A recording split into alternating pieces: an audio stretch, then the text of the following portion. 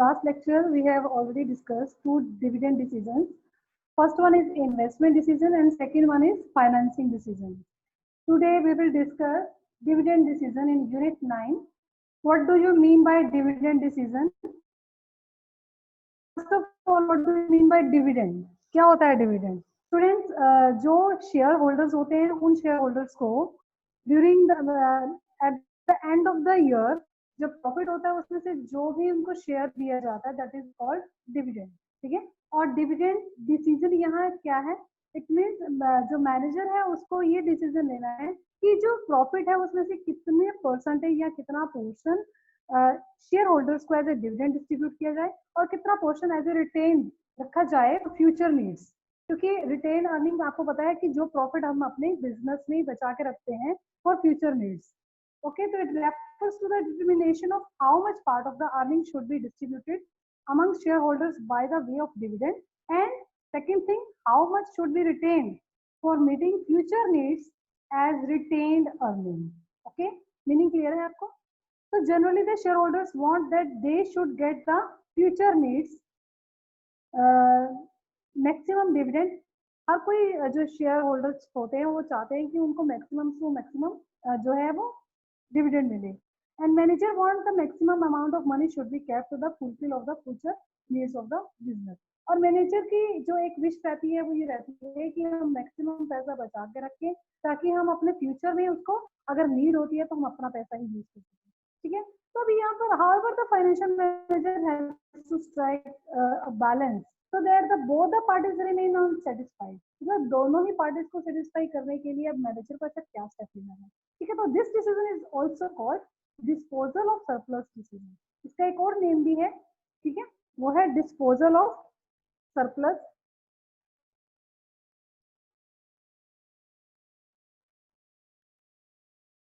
Decision.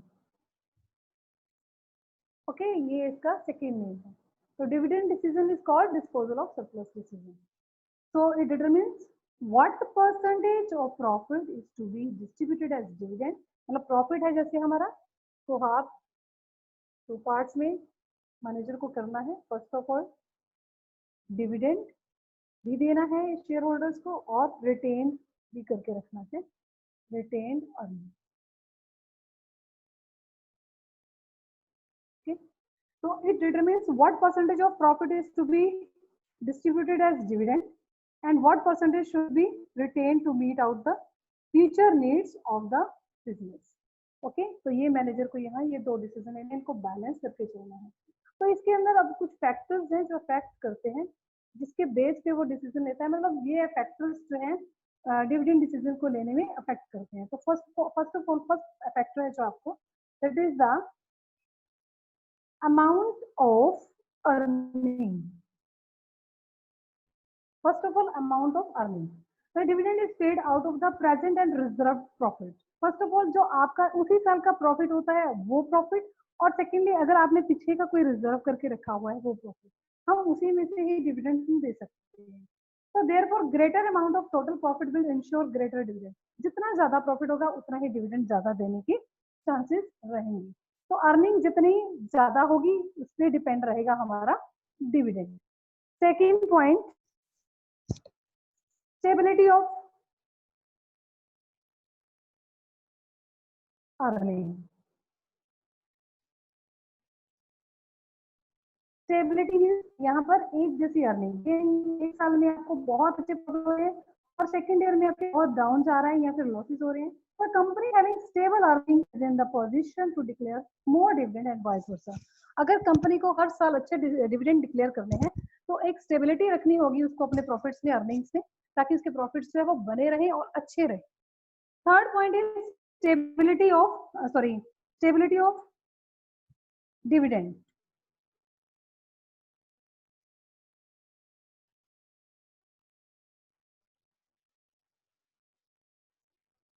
Stability of dividend means यहाँ पर जो डिविडेंड्स भी हम हर बार देते हैं, every company adopt the policy of maintaining the stability of dividend per share. और पर शेयर के पीछे उसकी उसको मेंटेन करके रखनी है स्टेबिलिटी, और ऐसी एक पॉलिसी को अडॉप्ट करना है जिसमें कि वो ज्यादा ऊपर नीचे ना हो. मतलब एक साल में आप बहुत ज्यादा डिविडेंड डिक्लेयर कर रहे हैं और एक साल आप बिल्कुल ही नहीं दे रहे हैं या बहुत कम दे रहे हैं, तो इस तरह से ये रेगुलरिटी नहीं रहती है, स्टेबिलिटी नहीं रहती है. So from this point of view, the little change in profit should not be allowed any increase or decrease in the dividend. मान लीजिए प्रॉफिट में थोड़ा बहुत चेंज आता है, उसकी वजह से हम डिविडेंड का हर साल का परसेंटेज या जो भी हम अमाउंट उनको पे करते हैं उसमें चेंज नहीं करेंगे. ठीक है, अगर बहुत बहुत ज्यादा इफेक्ट आता है प्रॉफिट के ऊपर तभी हम डिविडेंड चेंज करेंगे, अदरवाइज हम यही ट्राई करेंगे कि हमारा जो डिविडेंड है वो स्टेबल रहे. ठीक है, ये हमारी एक पोजीशन को बनाए रखता है, हमारी कंपनी के गुडविल को बनाए रखता है. Fourth point, growth opportunities.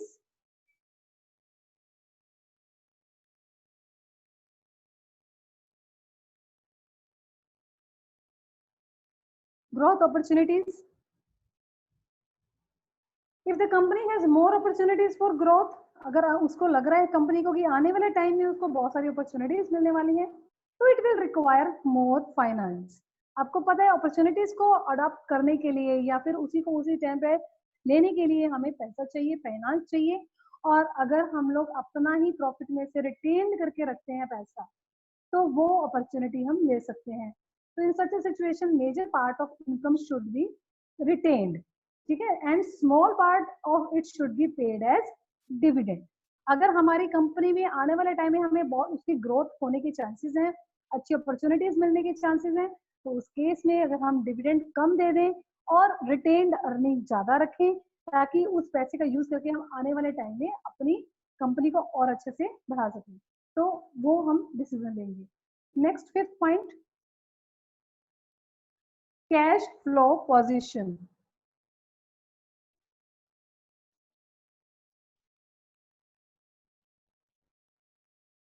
Cash flow position, the cash flow position हमने लास्ट दोनों डिसीजंस पे भी किया है, जो हमारी इनफ्लो और आउटफ्लो होती है.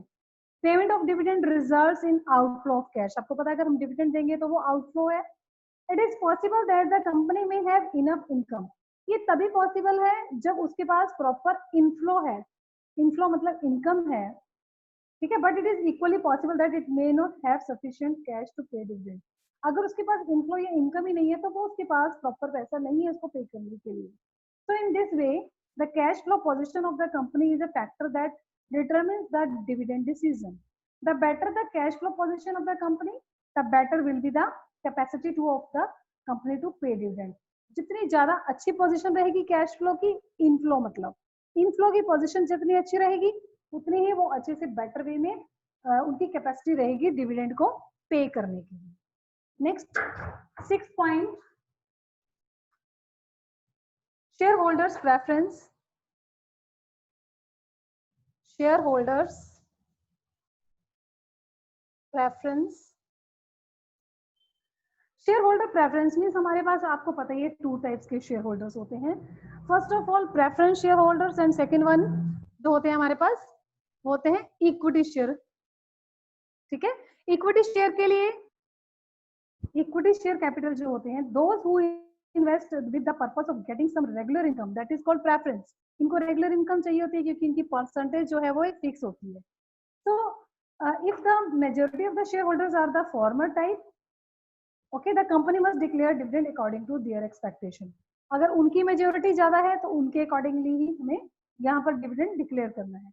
और second case, if the majority of the shareholders are the latter type, मतलब जो इक्विटी होते हैं, इक्विटीज का मेन पर्पस होता है यहाँ पर कैपिटल को कैपिटल प्रॉफिट अर्न करना. ठीक है, यहाँ पर उनका मोटिव रेगुलर इनकम ना होके अपनी शेयर की जो वैल्यू है उसको बढ़ाना. मतलब अगर उनकी शेयर की वैल्यू 100 है, अगर वो वैल्यू गुडविल बढ़ के उनकी 100 से 150 120 या कुछ भी हो जाती है, तो इट मीन्स कैपिटल प्रॉफिट वो लेते हैं, तो वो उस चीज में उनका इंटरेस्ट रहता है.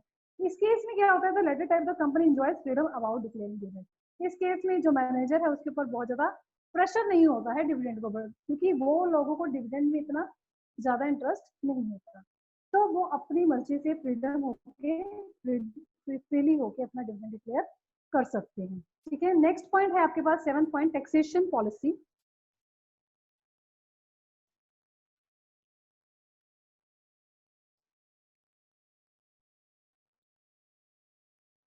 The dividend decision to some extent depends on tax policy. अब आपको ये भी पता है कि टैक्स जो है वो जो डिवेंचर्स हैं उनके इंटरेस्ट के बाद आपके ऊपर लगता है। तो if the tax rate on dividend is higher, it would be better to declare less dividend. But आजकल क्या हो रहा है, द शेयर होल्डर्स में dividend income is tax free. आजकल डिविडेंड इनकम भी हमारी टैक्स फ्री है, तो from this angle shareholders like to get higher dividend, तो हम इनको ज्यादा डिविडेंड पे कर सकते हैं। नेक्स्ट है stock market reaction. Stock market reaction. Stock market reaction, dividend and market value of the share are directly related. You know कि जो डिविडेंड है और मार्केट वैल्यू ऑफ शेयर है उसका डायरेक्ट रिलेशन है। जितना अच्छा डिविडेंड कंपनी जो है डिक्लेयर करती है, उसी के अकॉर्डिंगली उसकी मार्केट वैल्यू भी बढ़ती है। तो it is that if the dividend is declared at the higher rate, तो it is considered to be a good news, क्योंकि ये एक अच्छी गुडविल का साइन है। तो as a result price of shares increases. Okay. Similarly, decrease in the dividend decreases the market price of the share. अगर हर बार हम अपना डिविडेंड कम जो है वो डिक्लेयर करेंगे, तो उस केस में मार्केट प्राइस इसका कम होता जाएगा। और finance manager should always keep in mind the effect on the market price of shares. एक जो मैनेजर है उसको हमेशा ये बात ध्यान रखनी है कि उसके जो शेयर है उसकी मार्केट प्राइस, उसका जो डिविडेंड डिक्लेयर जो वो कर रहा है उसका क्या इफेक्ट रहेगा while determining the rate of dividend। तो ओके, तो उसके ध्यान में रखते हुए ही उसको वो डिक्लेयर करना है, ठीक है, ताकि मार्केट वैल्यू जो है वो शेयर्स की वो फॉल ना हो जाए, कम ना हो जाए। नेक्स्ट पॉइंट है आपका एक्सेस टू कैपिटल मार्केट।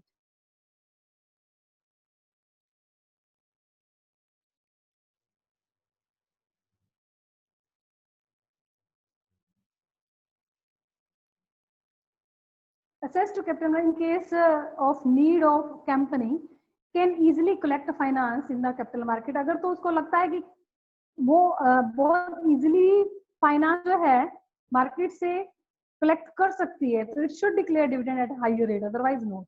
अगर वो उसको लगता है कि वो अपनी जरूरत के टाइम पे मार्केट से पैसा नहीं कलेक्ट कर पाएगी, तो उसको फिर ज्यादा डिविडेंड डिक्लेयर करने की भी नीड नहीं है। Okay, next point, 10th point is legal constraints.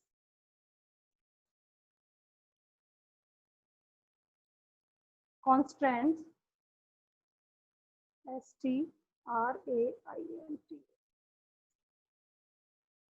The dividend policy of the company should always remain confined within the limits provided by law. According to the legal provisions, a company cannot make payment of dividend out of paid of share capital। आपको ये मैं clear बता दूं कि जो dividend होता है वो लीगल तौर पे अगर डिक्लेयर किया जाता है वो प्रॉफिट में से ही किया जा सकता है। अगर सपोज कोई कंपनी जो है सिर्फ अपने आप को शो ऑफ करने के लिए हायर डिविडेंड देती है ताकि लोगों को पता ना चले कि कंपनी डाउन जा रही है, अच्छी जा रही है, अच्छी पोजीशन में है या नहीं है, तो कई बार अगर वो सोचे कि हम अपने शेयर कैपिटल में से डिविडेंड पे कर दें, तो ये लीगली सही नहीं है, ठीक है। तो उसको हमेशा जो प्रॉफिट या इस साल के प्रॉफिट में से या अपने पुराने रिजर्व प्रॉफिट में से ही डिविडेंड जो है वो देना है, पे करना है, ठीक है। It should B kept in mind that the dividend is not being paid out of capital। कभी भी कैपिटल में से डिविडेंड पे नहीं किया जाएगा। So according to the article 205 of the company law, dividend can be paid out of the current year's profit or profits of the previous year। या तो इस साल का प्रॉफिट हो या पिछले साल का प्रॉफिट हो, ठीक है। और वो भी प्रॉफिट कौन सा, after taking into the consideration the provisions made by the depreciation.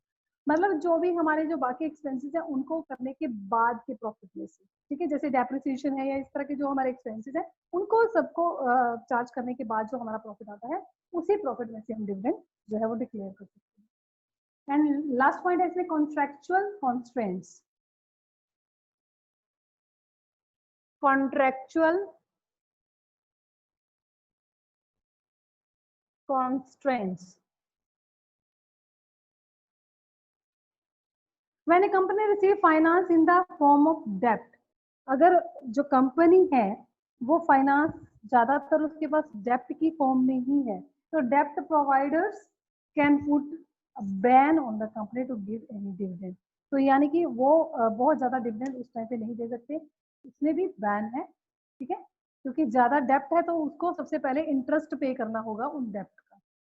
Okay, next है आपके पास टॉपिक, तो ये डिविडेंड डिसीजन आपका कंप्लीट है। नेक्स्ट टॉपिक आपका है financial planning.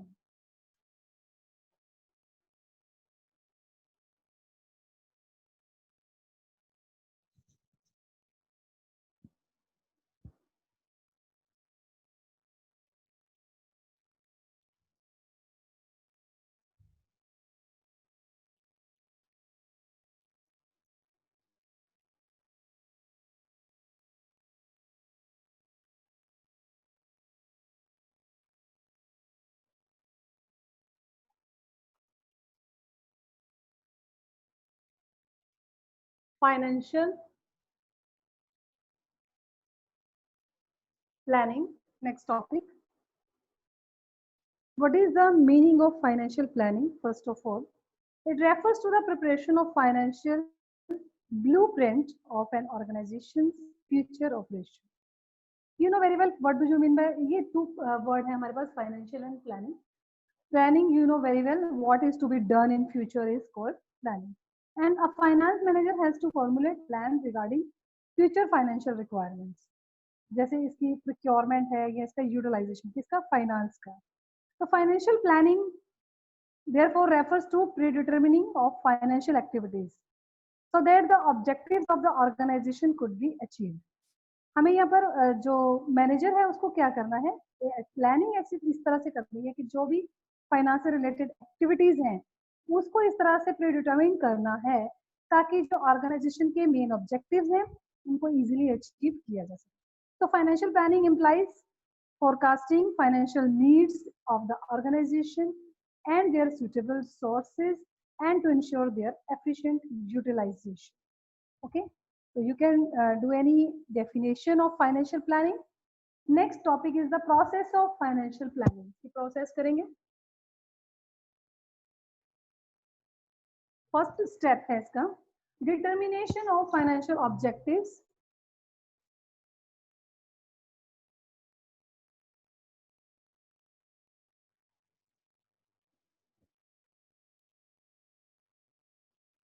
Objectives. First of all, financial objective को determine करना है यहाँ पर। So in this first stage, financial objectives of the organization are determined. Financial objective of the organization may be two kinds. एक तो short term objectives होते हैं और एक long term आपके objectives आते हैं, ठीक है। तो short term means liquidity, adequate liquidity को maintain करना, और जो long term है that means procurement of adequate finance from different sources.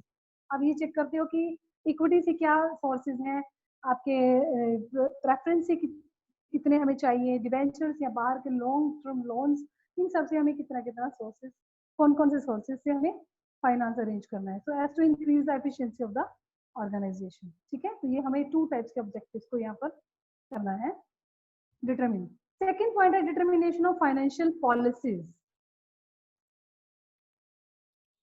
Determination of financial policies. ये पॉलिसीज कौन सी होती है, इसमें ये पॉलिसीज हैं रिगार्डिंग, मतलब जैसे हमारे पास कैपिटलाइजेशन पॉलिसी है, ये हम नेक्स्ट इसी चैप्टर में, हमारा नेक्स्ट टॉपिक जो आएगा उसमें आएंगे ये सब चीजें। कैपिटलाइजेशन क्या है, कैपिटल स्ट्रक्चर क्या है, इससे रिलेटेड हम सब डिस्कस करेंगे नेक्स्ट लेक्चर में। तो capitalisation policy, capital structure policy, fixed asset management policy, dividend policy, working capital management policy, credit policy, ये सब पॉलिसीज जो है इसमें हमें डिटरमाइन करनी है। For instance in respect of capital structure, अगर मैं बात करूँ कैपिटल स्ट्रक्चर की, तो the policy of the company may be depend on equity share capital in the initial year. अगर हम बात करें स्टार्टिंग में, तो इक्विटी जो शेयर कैपिटल होते हैं कंपनी के शुरू के स्टार्टिंग के ईयर्स में, regarding distribution of dividend policy में भी keep the rate of dividend low in the initial years. अगर कंपनी नई नई स्टार्ट होती है तो उस टाइम भी ज्यादा प्रॉफिट्स नहीं होते, उस केस में उनको डिविडेंड भी बहुत ज्यादा डिक्लेयर नहीं किया जाता है और डिविडेंड उनकी काफी कम होता है। ठीक है, तो पॉलिसी में भी क्योंकि स्टार्टिंग के ईयर्स होते हैं, इनिशियल ईयर्स होते हैं। ओके, रिगार्डिंग ऐसे क्रेडिट सेल पॉलिसी की अगर हम बात करें of the organization may be to sell goods on credit to credit worthy customers alone. तो यहाँ पर अगर हम क्रेडिट की पॉलिसी की बात करें तो हमें अपने कस्टमर्स को जो जो भी सेल करना है वो क्रेडिट पे करना है, तो ये स्टार्टिंग में कैसे करना है ये सब हम पॉलिसीज में डिसाइड करते हैं। और ठीक है, यही डिटरमिन करना है। थर्ड पॉइंट है इसमें जो डिटर्मिनेशन होगा आपका, financial procedures.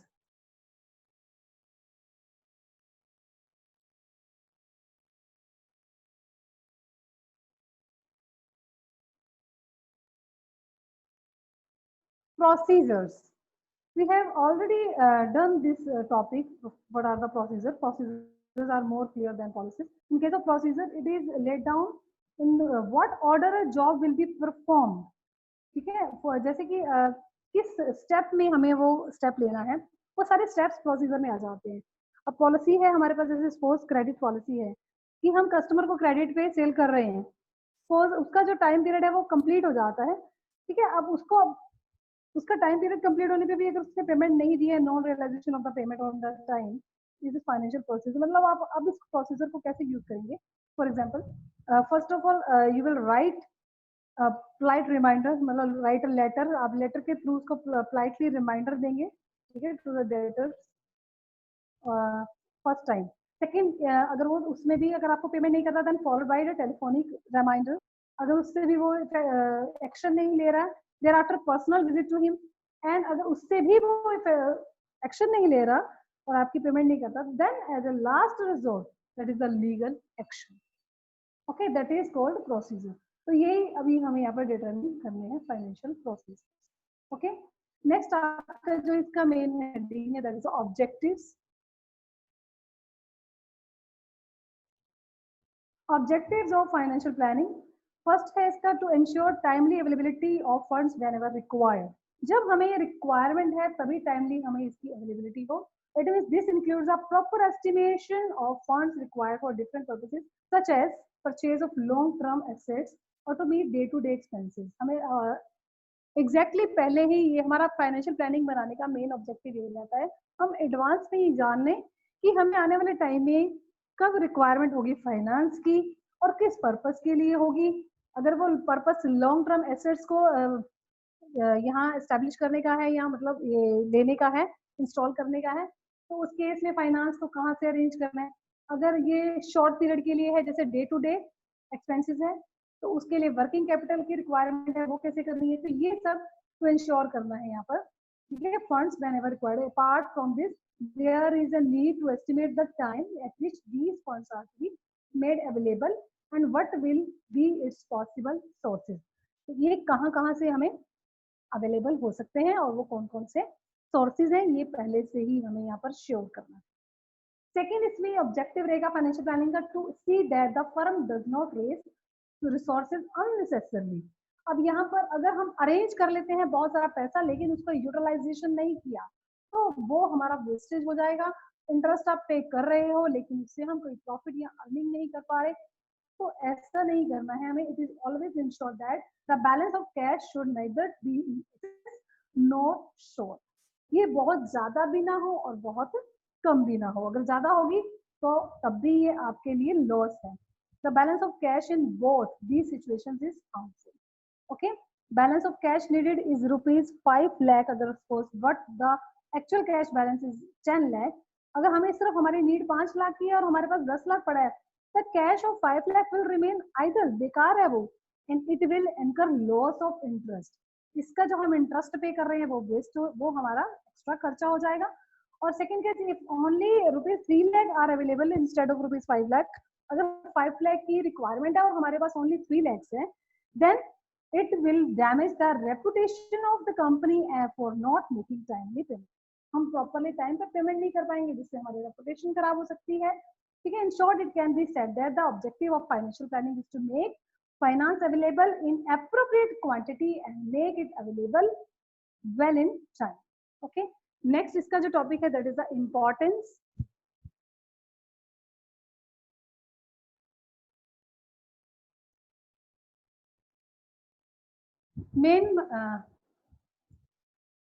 main points of the importance of financial planning is, first is helps to face in eventualities. It tries to forecast various business situations. On this basis, alternative financial plans are prepared। ये points बेटा students आप खुद भी देख सकते हैं, एक बार मैं जस्ट शॉर्ट में बता रही हूँ आपको। By doing so it helps to face to the eventual situations in a better way.